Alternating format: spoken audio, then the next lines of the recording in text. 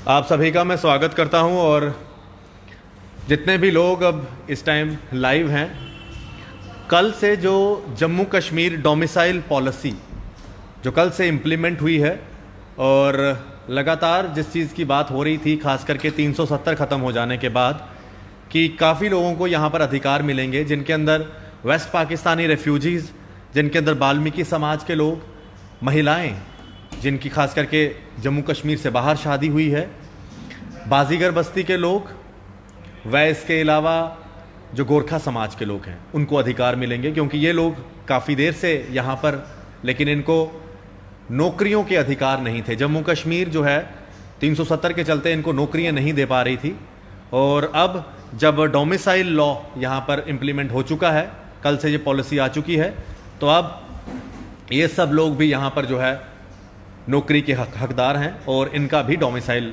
जो है अब बन सकता है। मेरे साथ मेरे राइट साइड गारू भट्टी जी बैठे हैं, जो कि वाल्मीकि समाज की काफ़ी देर के साथ जो है इनके साथ जुड़े हैं और पूरी जंग लड़ रहे हैं वाल्मीकि समाज को अधिकार देने के लिए। और मेरे लेफ्ट साइड हैं एकलव्य। एकलव्य एक वाल्मीकि कम्युनिटी से बिलोंग करते हैं और एक पढ़े लिखे युवक हैं, पीजी हैं पॉलिटिकल साइंस में। क्योंकि वाल्मीकि समाज जब यहाँ पर जम्मू कश्मीर में उनकी सेवाओं के लिए उनको बुलाया गया था, उस समय सिर्फ यहाँ पर साफ़ सफाई का काम ही करवाया जाता था।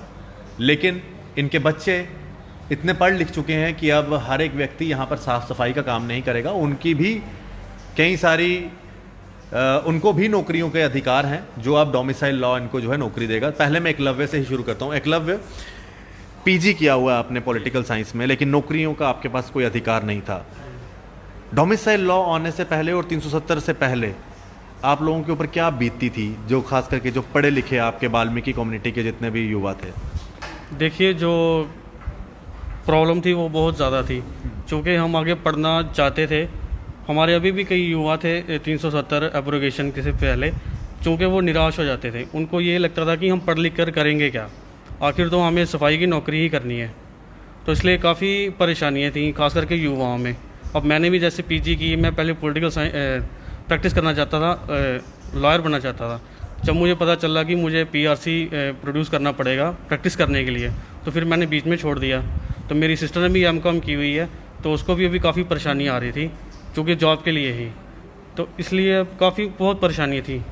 तो अब चूँकि अब डोमिसाइल आ चुका है, केंद्र व राज्य सरकार का मैं बहुत शुक्रिया अदा करता हूँ। कोरोना महामारी के संकट में भी उन्होंने इतनी प्राथमिकता दी है, तो इसके लिए बहुत शुक्रगुजार हूँ मैं। चूँकि आगे बच्चों के लिए काफ़ी भविष्य के रास्ते खुले हैं, वो बिज़नेस में अप्लाई कर सकते हैं। सेंटर स्पॉन्सर स्कीमें जो उनको वो हायर कर सकते हैं, काफ़ी आगे उनके लिए भविष्य जो काफ़ी फ्यूचर काफ़ी बिल्कुल ब्राइट है। मैं आपके साथ एक बार फिर से बात करूंगा। घारू भट्टी जी, आप लगातार इस जंग को लड़ रहे हैं, प्रधान भी रह चुके हैं वाल्मीकि समाज के आज, और अगर हम पिछले 30-40 सालों की बात करें, कितनी आपको इस जंग को लड़ना पड़ा, और आज जब ये डोमिसाइल लॉ आया है, आपने सब लोगों के लिए जो जंग जीती है, अब कितनी खुशी हो रही है आपको? देखिए, डोमिसाइल को लेके समाज में बड़ी खुशी की लहर है, नई होप जगी है। और जल्द से जल्द ही आने वाले समय में मुझे लगता है आने वाले 5-10 सालों में एक नया मॉडल पेश होगा, जो कि heart of the city Gandhinagar है। हमारा समाज यहाँ पिछले 65 वर्षों से बैठा हुआ है, और धारा 370 की वजह से एक टैग लगा हुआ था कि वाल्मीकि समाज सिर्फ और सिर्फ गंदगी ही उठाने का काम करेगा। तो वो जो एक काला कानून केंद्र सरकार के द्वारा यहाँ से निरस्त कर दिया गया है 5 अगस्त 2019 को, उसके बाद ये जो डोमिसाइल रूल आया है कि ये हमें एक प्रदान करेगा कि इन हैंड हमारे कुछ पास आया था। आज़ादी तो हमें 2019 को मिल गई थी 5 अगस्त को, कि हमें फ्री कर दिया गया था, पूरा धारा 370 हटा के एक तरह की आज़ादी मिल गई थी। लेकिन हम इन हैंड हमारे आज पास कुछ आया है कि डोमिसाइल के ज़रिए हम अब प्रमाणिकता मिल जाएगी कि हम यहाँ के एक विशिंदे हैं। और जो हमारा पढ़ा लिखा ख़ास तौर पे वर्ग है, जैसे अभी कलवे ने भी बताया कि इंजीनियरिंग करके लोग बच्चे भी बैठे हुए हैं, एमबीए करके लोग बच्चे बैठे हुए हैं, कुछ बच्चे एमबीबीएस भी करना चाहते थे। लेकिन वो जो एक टैग लगा हुआ था सफाई कर्मचारी का, वो अब उतर चुका है और डोमिसाइल के ज़रिए अब हमारा फ्यूचर ब्राइट होने वाला है। हमारे बच्चे पढ़ लिख कर उच्च अधिकारी तक बन सकते हैं, अपना बिजनेस कर सकते हैं। और जैसे आपने देखा होगा, आप तो बड़ी देर से, आपका भी शुक्रिया अदा करता हूँ कोहली साहब कि आपने इस मुद्दे को काफ़ी हाईलाइट किया है और काफ़ी समय से आप इसके ऊपर व्यूज़, लोगों अलग अलग व्यूज़ लेते रहे हैं आप। और आपने तो देखा होगा हमारी कॉलोनी का 2-2 फीट की गलियाँ, 1.5 फीट की गलियाँ, वो इतनी कंजस्टेड हैं कि वहाँ सांस आना मुश्किल है। तो वो उसकी बाध्यता इसलिए थी कि हम धारा 370 की वजह से हमारे पास पीआरसी नहीं था और पीआरसी ना होने की वजह से हम यहाँ लैंड नहीं ले सकते थे। जबकि अभी वो काला कानून चला गया है और डोमिसाइल आने से, इम्प्लीमेंट होने से, जो कि कल की घोषणा हो चुकी है, उससे हमारे लोग ज़मीन भी ले सकेंगे, अच्छी खुशहाल ज़िंदगी जी सकेंगे और अपने बच्चों को पढ़ा लिखा कर एक नेक इंसान भी बना पाएंगे। बिल्कुल सही कहा आपने गारू भट्टी जी। मैं आपसे और भी जिक्र करूँगा क्योंकि जो ये जद्दोजहद आपने की है इसके ऊपर और भी बात करूँगा। एकलव्य, और कितने बच्चे हैं जो अब पढ़ लिख चुके हैं? क्योंकि आप भी बचपन से देखते आए होंगे कि जब जम्मू कश्मीर के अंदर वाल्मीकि समाज को लाया गया तब यहाँ पर सफाई कर्मचारी जो है हड़ताल पे चले गए थे। आप लोगों के, आपके ही दादा परदादा, सभी कम्युनिटी मेंबर्स से जो है हम लोगों ने हेल्प ली यहाँ पर, और उसके बाद आप लोगों को अधिकार देने से हमेशा वंचित किया जाता था। तो कई बार आप घर पे भी डिस्कस करते होंगे, क्या उस टाइम क्या पूरी कंडीशन रही होगी, और आज जो बच्चे पढ़ चुके हैं उस कंडीशन को आज की कंडीशन से अगर हम कंपेयर करें तो आप किस तरह से इस पूरी कंडीशन को देखते हैं?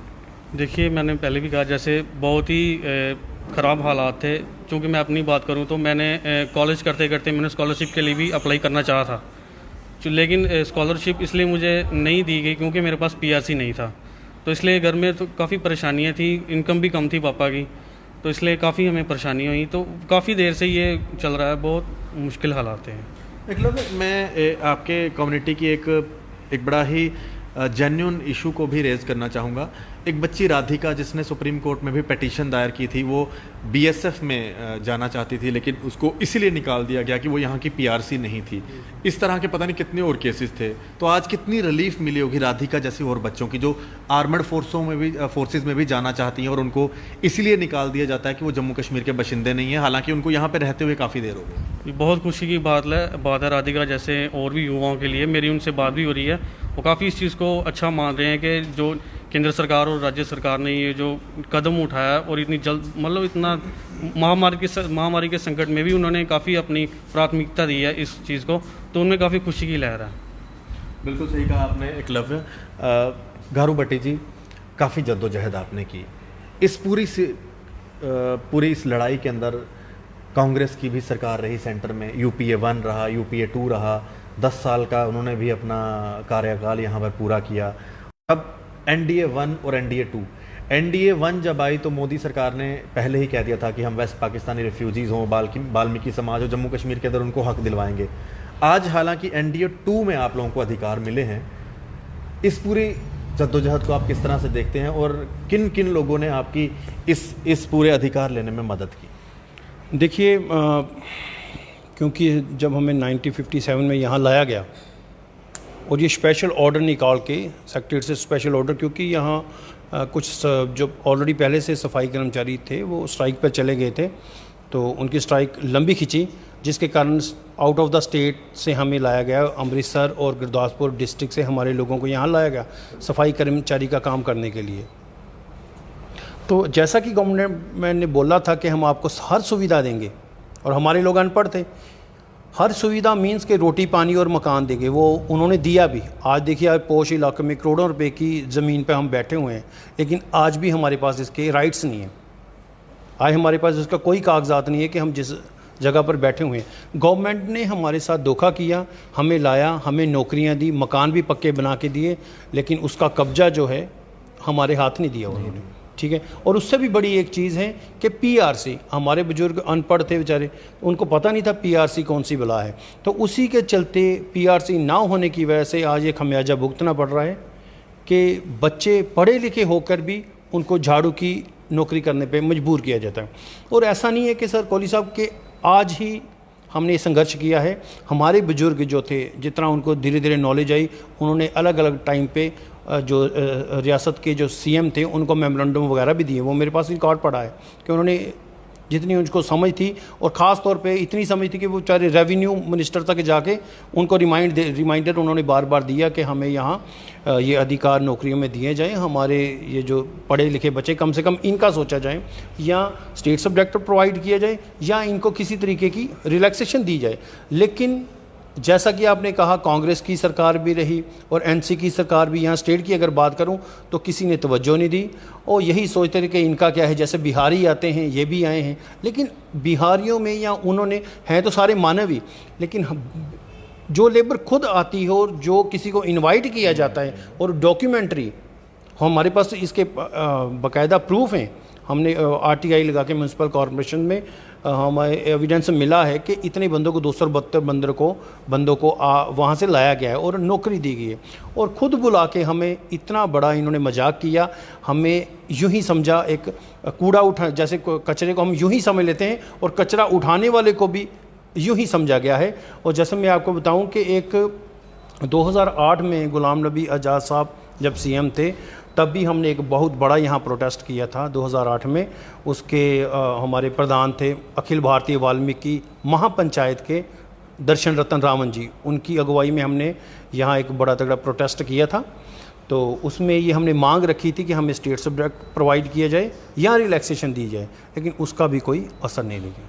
लेकिन जहाँ तक मोदी साहब की बात है, बड़ा बाखूबा उन्होंने काम किया, जो उन्होंने बोला उन्होंने किया, और हमें दिल से खुशी हुई। जी अमित साहब ने लोकसभा में वाल्मीकि समाज का जिक्र किया, तो हमें पता चला कि वाकई ये गवर्नमेंट डाउन टू वर्ड है, ठीक है, डाउन ट्रोडन है, तो वो निचले बंदे के साथ जुड़ी है। और इसमें जब एक बातों में थी बात, लेकिन अब उनको एक मास्टर स्ट्रोक से जो एक रातों रात उसको उड़ा दिया गया 370 से, जबकि ये पहले बोला जाता था कि ये सूरज इधर से उधर चढ़ सकता है लेकिन धारा 370 नहीं टूट सकते।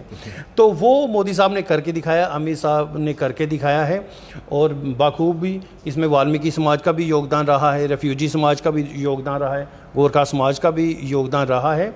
लेकिन कर करा के ये देखा जाएगी तो आज उसका जो प्रारूप है, ये जो डोमिसाइल के तौर पर हमें इशू होने जा रहा है, उससे हमारे चारों तरफ के जो रास्ते हैं वो हमारी समाज की तरक्की के लिए खुलने जा रहे हैं। बिल्कुल। मैं एक बार आपसे फिर से बात करूंगा भट्टी साहब। एकलव्य, आपसे मेरा अगला सवाल ये है कि वैसे तो यंगस्टर्स सभी मोदी को बड़ा ही पसंद करते हैं, उनके काम को बड़ा पसंद करते हैं, लेकिन ये जो बहुत बड़ा एक स्टेप लिया गया है, इसके बाद वाल्मीकि समाज को आप यहाँ पर आज रिप्रेजेंट कर रहे हैं, जितना यंगस्टर्स है, पढ़ा लिखा युवा है, आप उनको रिप्रेजेंट कर रहे हैं। अब आपको क्या लगता है कि आपके जो जितने भी पढ़ा लिखा युवा है, उनके लिए क्या अब नौकरियों के जो है साधन खुल जाएंगे, और किस तरह से आप अपनी जो वाल्मीकि कम्युनिटी है इसको अब आगे जो है अच्छे मतलब ब्राइट फ्यूचर की तरफ आप देखते हैं वाल्मीकि समाज को? देखिए, इसमें कोई दो राय नहीं है, बिल्कुल खुल जाएंगे, चूँकि अब समान अधिकार दिए जा चुके हैं, डोमिसाइल को भी लागू कर दिया गया है, तो इसमें कोई दो राय नहीं है कि उनके लिए कोई अलग रास्ते नहीं खुलेंगे, बिल्कुल खुलेंगे।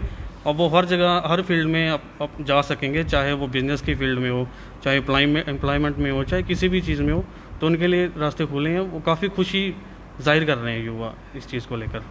बिल्कुल। आपके कई बच्चे जो हैं दूसरी स्टेट्स में भी पढ़ाई कर रहे हैं और काफ़ी हायर स्टडीज़ भी कर रहे हैं, उनके लिए भी काफ़ी एक खुशी की बात है। बिल्कुल, उनके लिए बहुत ज़्यादा खुशी की बात होगी, चूँकि वो घर बाहर छोड़कर अपने व्यवसाय के लिए बाहर गए हैं, माता पिता से दूर गए हैं, तो उनके लिए भी एक बहुत खुशी की बात है कि अपने घर में भी जब उनको एक जॉब मिलेगी तो उन परिवार के लिए बहुत अच्छा होगा, काफ़ी खुशी होगी उनको, तो इसलिए काफ़ी अच्छा है। बिल्कुल। एकलव्य, यंगस्टर्स के लिए और ख़ास करके जो वाल्मीकि समाज के अंदर जो पढ़ा लिखा तबका है, उनके लिए डोमिसाइल जो पॉलिसी आई है वो एक संजीवनी बूटी की तरह है, जो अब उनको हर स्थान पर नौकरियों के उनके आगे साधन खुल जाएंगे, और अब ये लोग भी हर आम आदमी की तरह नौकरी ले सकते हैं जब इनका डोमिसाइल बन जाएगा। भट्टी जी, बिल्कुल आखिरी सवाल। कई लोग कश्मीर के नेता कहें या कई अलगाववादी नेता काफ़ी अंगेज थे कि आप लोगों को अधिकार नहीं मिलना चाहिए, लेकिन आप लोगों ने हिम्मत नहीं हारी, आप अपनी जंग लड़ते रहे, कई बार सरकार के खिलाफ भी आप खड़े हो गए। ये सब चीज़ें देखते हुए आज अगर मैं कहूँ तो आज वाल्मीकि समाज के लिए एक बहुत बड़ा दिन है। आप लोगों ने जब 370 भी टूटा था तो अपने घरों में दिए जलाए थे। आज कितना बड़ा चोट पहुंची है उन लोगों को जो लोग वाल्मीकि समाज के अंगेज थे और नहीं चाहते थे कि आपको अधिकार मिले? देखिए, हमें यहाँ जैसा कि मैंने पहले बोला कि पीआरसी ना होने की वजह से हमें दोजम दर्जे का बना के रखा था। सेकंड क्लास सिटीजन हम बन के रह चुके थे कि कोई भी हमारी तरफ ध्यान नहीं देता था, चाहे वो राजनेता हो चाहे ऑफिसर्स हो। जैसे कि मैंने आपको पहले बताया, अब गलियों की सड़कों की हालात देखिए तो बड़ी बुरी थी। अब हो गया कि हमें जब अधिकार मिल गए हैं तो उन तमाम लोगों के मुंह पे एक तमाचा है जो इस या उसके फेवर में काम करते थे, धारा 370 के फेवर में काम। जैसे कि आपने राधिका गिल का नाम लिया, वो एक होनहार नौजवान लड़की है। उसने अपना फिज़िकल फर्स्ट अटैम्प्ट में वो क्लियर किया, फिज़िकल में फर्स्ट रैंक की। वो उसको वो फिजिशियन है, वो अपनी उसने दौड़ में फर्स्ट नंबर वो उसने लिया है। रैंकिंग आने के बावजूद भी उसको निकाल दिया गया क्योंकि उसके पास पीआरसी नहीं थे। तो ये बड़ा एक आघात था और लोग थे। हमारी एक और लड़की थी इससे पहले कि वो 2005-7 की बात है कि वो एमबीबीएस करना चाहती थी। वो बड़ी ब्रिलियंट लड़की थी जिसका नाम था मीना गिल। तो जद्दोजहद की, लेकिन बच्चों में आए दिन उनका जो मोरल डाउन होता है, जैसा कि मैंने पहले बोला कि एक बच्चा जब अपनी अच्छी निष्ठा से पढ़ लिख के यहाँ तक पहुँचता है, जब उसको पता चलता कि मेरे लिए सभी डिपार्टमेंट्स के दरवाजे बंद हैं, सभी यूनिवर्सिटी बंद हैं, तो वो थक हार कर वो बैठ जाता है घर में। तो सीधा वो और कुछ नहीं करता, सीधा म्यूनसिपैलिटी के दफ्तर जाता है, झाड़ू पकड़ता है और अपनी ज़िंदगी वहाँ निछावर कर देता है। तो ये जब सब चीज़ें होने के बावजूद, इतनी रिपोर्टिंग होने के बावजूद भी कुछ लोग इसको अनसुना करते थे और हमें व्यूज़ मिलते थे कि ये बाहर के लोग, इनको भगाओ, यहाँ से डंडे मारो इनको, ये क्या मांग रहे हैं, ये कहाँ से आ गए। तो इतनी डिस्क्रिमिनेशन हमसे किया जाता था और वो वही लोग करते थे जो इसका फेवर करते थे। तो आज बड़ा जोरदार झटका उनको और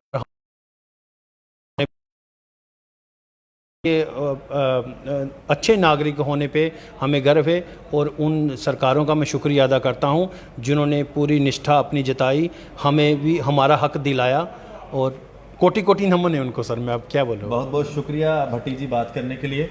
गारू भट्टी जी जो कि वाल्मीकि समाज को रिप्रेजेंट करते हैं, और मेरे साथ एकलव्य पीजी हैं पॉलिटिकल साइंस में। और ये सिर्फ एकलव्य की बात नहीं है, जितने वाल्मीकि हैं जो इस टाइम पढ़ लिख चुके,